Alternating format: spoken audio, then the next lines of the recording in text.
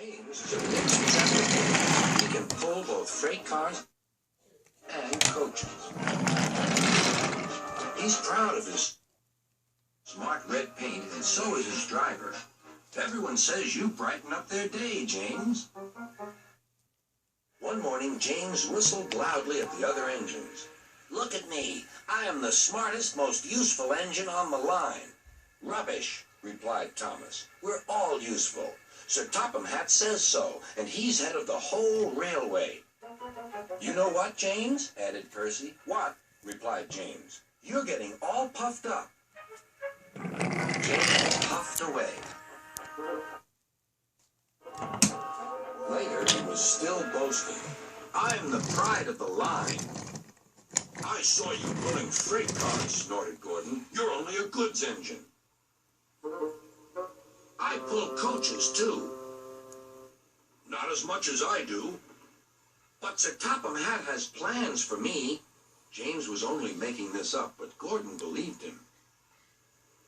What plans? Wait and see.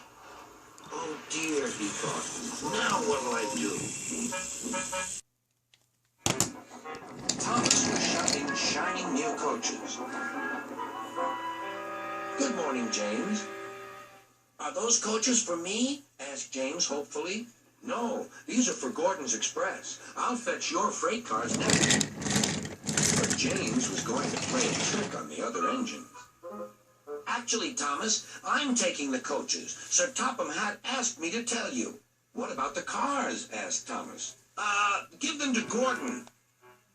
Come on, Thomas, said his driver. Orders are orders. So, when James's driver returned, James was coupled to the coaches and he puffed away.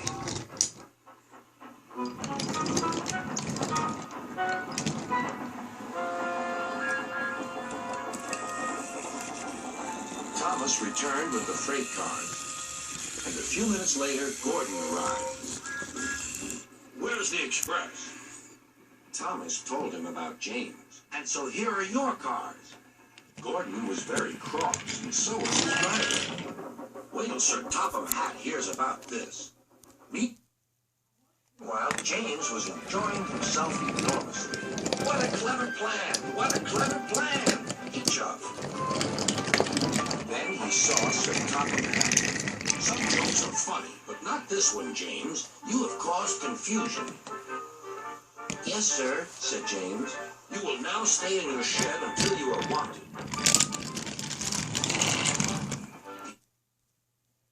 Other engines teased James. I wonder who'll be pulling the express today, said Gordon. I expect it'll be you, replied Henry. James is stuck in the shed for being silly.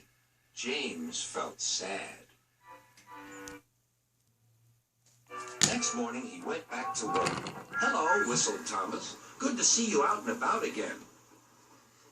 I'm sorry I tricked you, said James. Are these my cars? Yes, replied Thomas kindly. They're pleased to have you back.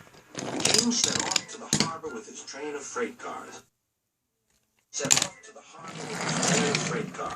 He bustled his train of freight cars. He bustled about all day, pushing and pulling them into place.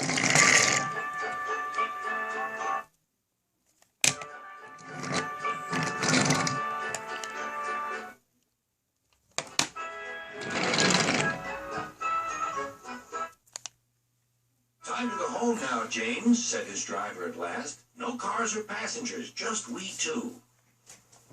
But his driver was wrong. Excuse me, called a man. I have a meeting with Sir Topham Hatt, and I mustn't be late. May I ride back with you? Of course, replied James's driver. Then he whispered to James, this gentleman is a railway inspector. James was most impressed. He steamed along the line as smoothly and quickly as he could.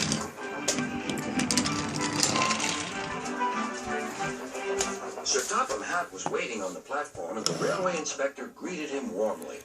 This clever engine gave me a splendid ride. You must be proud of him. Yes, indeed. Once again, you are a really useful engine.